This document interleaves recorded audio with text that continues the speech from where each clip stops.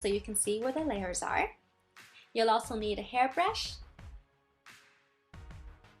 4 hair ties, and hair cutting scissors. So I have these ones that are very sharp.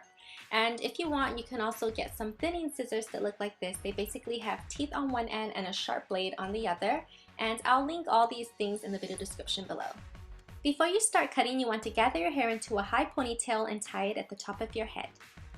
Now from my experience, I noticed that where you position the ponytail is quite important, because if you position it right at the top of your head near the front of your face, like what I'm doing here, you're going to get more layers in the front and less at the back, so you keep more of your length. But if you move your ponytail closer to the back of your head, you're going to get more layers at the back. Grab a second hair tie and tie it right where your chin is. This is just going to keep the hair all in place so that it remains straight. And with the third hair tie, you want to tie it where you're going to cut it off. So since I'm going to get rid of some length today, I'm going to tie it 4 inches from the tip.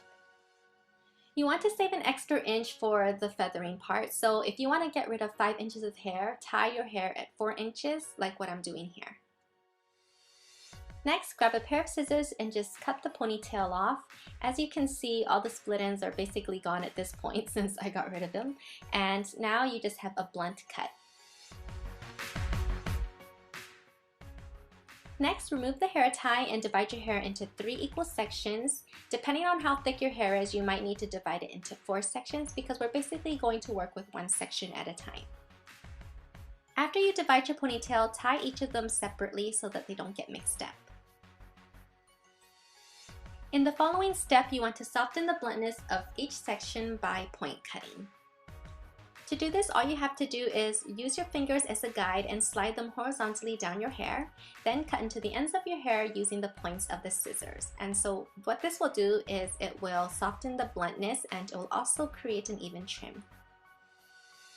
When that's done, I like to thin the ends out a bit more by using my thinning scissors, and basically this will just thin out the ends and feather them out even more.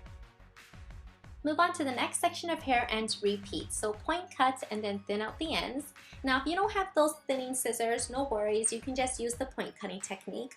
All you have to do is point the ends of your scissors closer up to your hair, and that will get rid of some of the thickness. If you want all your layers to look soft and feathered at the end, you want to point cut into your hair even higher than what I'm doing.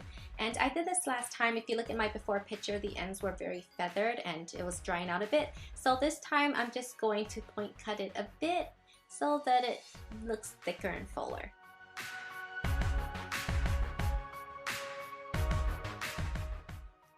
Finally, when all 3 sections are done, you want to remove the hair tie and check out to see if it's even. If you see some strands that are longer, just grab your scissors and continue to point cut.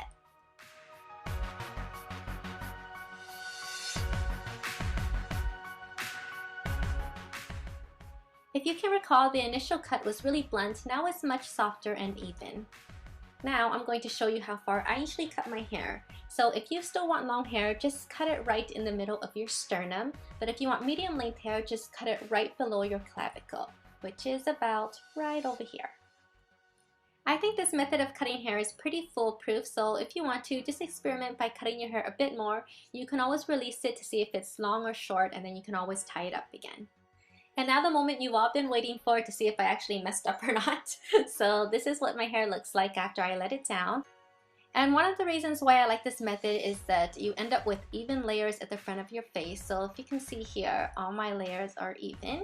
But the only thing is I find that they're still a little bit too thick, maybe because I didn't point cut enough. So I'm just going to grab my thinning shears again, and I'm just going to thin out the ends to give it a more feathered look. When you thin out the ends of your layers with your thinning scissors, you want to point the scissors at an angle because that's the way the layers are falling. And as you can see, my layers start pretty low, and I did that for a reason, because if your layers start too high and you do braids and things like that, the hair will stick out of the braid. So if you braid your hair often, it's best to start your layers lower.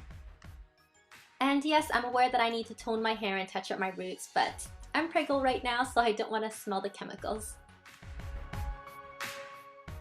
Here's the completed look from the front and the back. I just added some soft layers and got rid of some length. So I hope you guys enjoyed this video. If you did, don't forget to give this video a thumbs up. And if you ever give this a try, don't forget to show me your pictures on Instagram and Facebook. Thanks so much for watching, and I'll talk to you later. Ciao!